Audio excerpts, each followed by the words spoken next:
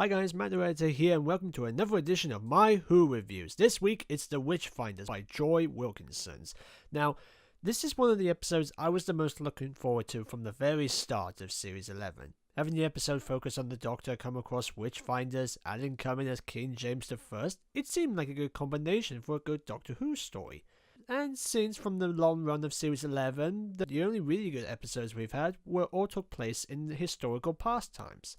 Then we had Kablam, and that suddenly changed a whole lot of things. And I'm going to be honest, the first time I saw the episode, I wasn't quite sure how to feel afterwards. I mean, there was some stuff I really quite liked, but I found some points in the story and production to come across as half-assed, cheap, or rushed. But after looking up some fan responses on Twitter and audience's feedback, and after watching it a second time, I started to enjoy it a little bit more. Much like Kablam, this episode does seem to have some elements to a traditional Doctor Who story from the revival series. Setting up a premise taking place in a certain time period, add some characters and monsters, and go with the flow. It feels like another traditional Doctor Who story. Some good gags, some good historical references, a good premise, and some good acting. One of the best things I can say about this episode is the premise. I love the idea of the female Doctor being accused of witchcraft. If it was a male Doctor, it wouldn't have worked the same way this one did. I think the possibilities of a smart lady, particularly the Doctor, being accused of witchcraft fits into the time period perfectly. I'll admit I did find some cringy gender moments when the king assumed Graham to be the Witchfinder General and the female doctor to be the apprentice. But to be fair, it did fit into the time period, and we did get some good character moments between the king and the team, and it did have some really good funny moments. The standout moment for me is the scene where the Doctor is tied up on the stick and is interrogating with King James I, which again is what traditional Doctor Who stories have. The monarch wanting to learn more from the Doctor about the wonders of the universe. And when she mentions James hiding behind the title and he replies back with how she hides behind hers, it's something you would want the time traveler to discuss to a historical figure about how to tell good people from bad people and how we need to experience life and discover its wonders, and just by experiencing how to experience that true knowledge. There were moments in the episode, mostly in the climax, where I was asking myself, how did the Doctor manage to find that out, since we didn't really see a lot of investigating going on, but much like Kablam, the Doctor does take time to solve the mystery. She did have some funny moments as well, whether it's her excitement for apple bobbing, being accused of snooping around, and by which she replies back, "I'm investigating!" And I did like how she mocked how it would have been so much better if she was a man so she can get the job done fast and not take the blame. I know it's cheesy, but come on! It's funny because it works in the time period. I also liked how we got to see two sides of the story. We see the Doctor's trial of being accused of witch, while her team go to investigate the strange occurrences with the witches, or in this case, alien mud. Yeah, we'll get to that later. Again, having the TARDIS team working as Witchfinders is actually a nice idea. I even liked how Graham is given the General's hat, and how he manages to act the same way a real policeman would, like have a list of suspects, look for clues, and even when he asks Lady Savage how do they know it's Satan's work, and gives a really good question on whether she herself is a good person. I did like the idea the king having some sort of trust and attraction towards Ryan when I would have thought they would have been treated badly at that time period. But again, to be fair, it did give us hints on what type of character the king might be. I do, however, have a small nitpick for Yasmin. It's almost like she only exists to give an advice on bullying. How in school she had a dredge of fear once she was made fun of and learned to stand up. That's a good message, but other than that, she's still craving for character development.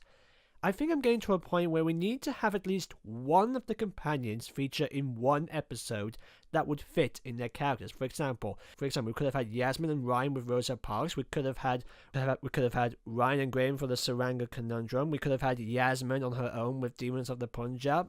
Stuff like that. And therefore, each character has more development in the series. But I can overlook that, as it does kind of give us a nice message about standing up to bullying. I've seen some fans saying that the first half of the episode was a little slow, but honestly, I didn't think that. I thought the first half was well paced. It sets up the episode, introduces the characters, and lets the viewers get to know the people before getting to the story. It gives us hints of the time period of how the world works and gives us hints on what to expect in this episode. The production work is really good in this episode, whether it's the grey color gradient, the gloomy forests, but my god, the lighting. The lighting in this is so good, whether it's the grey cloudy skies, dirt in the water, the bright green light of the roots in the ground, or even the bright sunny ending. I do admire slight hints of medicine women's, or in those days they were called Wiccans, where the little girl Willow shows her granny's medicine work, which I know from some research was how some medicine women or healers were accused of witchcrafts at the time. But the stand-up production work comes from the scenes with the zombie victims, which, by the way, that is a great idea. Having the victims of the witch trials rise up from the dead to take down the ones who accused them. Seriously, we even get a disturbing image of the granny chained to a tree. Just from that shot, it was disturbing. And we even get like multiple angles of the zombies, particularly when they're in the forests or in the corridors. The makeup for the zombies is pretty good too. Okay, well, not perfect. It does look like every other zombie makeup we've seen in other shows or movies, but the way they are filmed makes it worth the price of admission. Whether they're walking in the forests or carrying an axe in the corridor, it's terrifying. It's like watching a classic zombie horror film. And to help with that is the work on the costumes and the props. Everything and everyone in front of the camera or in the background look the part. I'll admit the supporting characters are not as good as the ones from Kablam, but for what they are, they're pretty okay. The actress who plays Willie performed it pretty well, and I liked seeing her life being sort of in hiding from being accused of witchcraft. And I did like how she sort of has a development in standing up for herself. Siobhan Finnegan as Lady Savage, and I don't think I'm giving away here, is obviously the bad guy. I mean, a landlord making 36 accusations to save her skin was pretty obvious. But to the actress's credit, we did get some hints on what type of character she is. She's someone who believes in God and tries to suppress the sins that she's made in the past, and wants to make sure Satan's work doesn't affect her again. I do have a nitpick that maybe we didn't need to include the idea that Rebecca Savage and Willow were cousins. I mean, there was never a moment in the episode where I thought, oh yeah, they are related. But yes, let's talk about the king himself. There is no doubt that the best guest cast we've had in this series is Alan Cumming as King James I. From the moment I saw him enter the episode, I immediately was in love with him. I just could not stop smiling at this guy in every single shot he's in. I'll admit he does play like a panto villain, but hey, either stick with this one or the more disturbing real portrayal of the king. I liked how he can be charismatic, smart, clever, funny, but also serious and emotionally disturbed at the same time. I did like his scene with Ryan where he talks about his past, which is kind of fully explained in the later scene with the Doctor. And I did like how he came to terms with trusting his heart to stop the witch trials. But I'll have to admit, we needed more of his past life being expanded a bit more. Like how he was left behind by his mum, which I think needed a little more development or real purpose in the episode. I mean, it's there. It's definitely there somewhere in the episode, but I think the episode didn't manage to develop it properly. As much as I give praise to those additions, I will admit there are a few tiny nitpicks. For example, for a king who has gadgets in the witch hunt, he didn't get a chance to use any of them. There was a missed opportunity there. He could have used that little blood poker thing. Something on the Doctor, maybe we could have got like a possible small regeneration heal scene, or he could have used it on Lady Savage when she's revealed to be a sort of witch.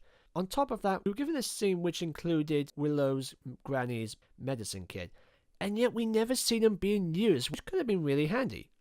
But truth be told, I am willing to overlook those nitpicks. So yeah, the episode seemed pretty good. It was fun to watch, and I was thinking to myself, hey, you know what? I think we're going in the right place. I don't see what could go so wrong. And then the monsters turned up. If there was one definitive objective weak link in the story, it was the Morax reveal. Really, all they are is just a MacGuffin to get the story wrapped up. It was completely lazily added at the last minute. The makeup is utter crap, and the idea that they were aliens imprisoned on a hill which was only mentioned once in the beginning of the episode. Yeah. Good foreshadowing. What I mean is, it wasn't properly built up, and that's why it doesn't work. The rest of the episode just felt like they needed a... So they just rushed through it by shoehorning in whatever they could think of. Let's have the witches be tree people. Let's see the Doctor and team hold torches. Let's have the king kidnapped. Let's have these alien roots become a giant monster. Well, I do like the idea of the tree which Lady Savage cut down being used for the dunking and being the cause of the victims being possessed. My main problem with that is, why did it have to be ancient alien tech? It just could have been a possessed tree controlled by witchcraft. Even their moral code doesn't make sense. Why would they want King James to be their king when they're basically imprisoned for raging a war?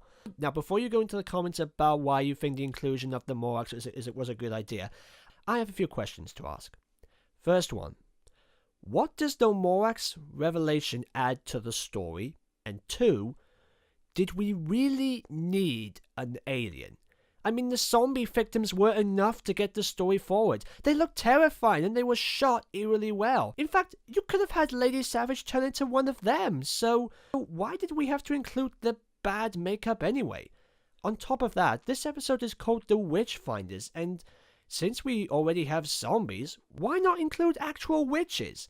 I know it's meant to be said metaphorically, but this is a sci-fi fantasy kids show. We can accept having witches in this episode. Heck, even Russell T Davies had actual witches in his run. Honestly, I think the main problem with this episode is the editing. I mean, like, for example, when the Morlocks attacked the team, we then cut to black, and there was a moment I thought to myself, oh, wait a minute, is this a two-parter? This might be interesting. And nope, it was just a lazy edit. But to be fair, the episode did kind of give us a good ending scene. Yeah, despite the fact that the climax was completely rushed and honestly completely pointless, I did like the ending scene. I liked seeing King James use the torch to burn the witch. I liked him saying goodbye to the Doctor and the team, and I liked seeing the TARDIS materialize in front of them with leaves flying around. Again, traditional Doctor Who. I do consider it a good episode, but I can't say it's a great one from what everyone else has said. If I were to describe the story on its own, it would be uneven. It seems to be confused on whether or not it wants to be a historical drama, a social commentary on bullying, modern politics, religious faith or gender roles, a buddy cop comedy, or a sci-fi show for kids. Granted, it does have a few good ideas for all those points, which, to their credit, each one could have worked in this time period, and the visuals are still rather stunning in many respects. But I think the episode played all of those too safe, and I think it needed to have at least one more rewrite. The plot is pretty thin and predictable at moments, and the monsters were a little underdeveloped, and honestly, I think the editing had to do with the problems of this episode. It did have very rushed moments. But I have to admit, I did admire the first half of the episode. The premise is clever, the Doctor shines a lot in this episode, Alan Cumming is a joy to watch, some good gags were added, the production work is very good, and the idea of combining people's beliefs mixed with witchcraft accusations is a good combination of a decent story idea. I still enjoyed it, and I wouldn't mind going on this witch hunt anytime soon. So yeah, overall, I'm giving this episode 8 out of 10. Be sure to leave a comment, like, and share this video, and if you have seen the episode, what did you think about it? And if you'd like to see more of my videos, don't forget to subscribe. Thank you guys so much for watching, and I'll see you next time.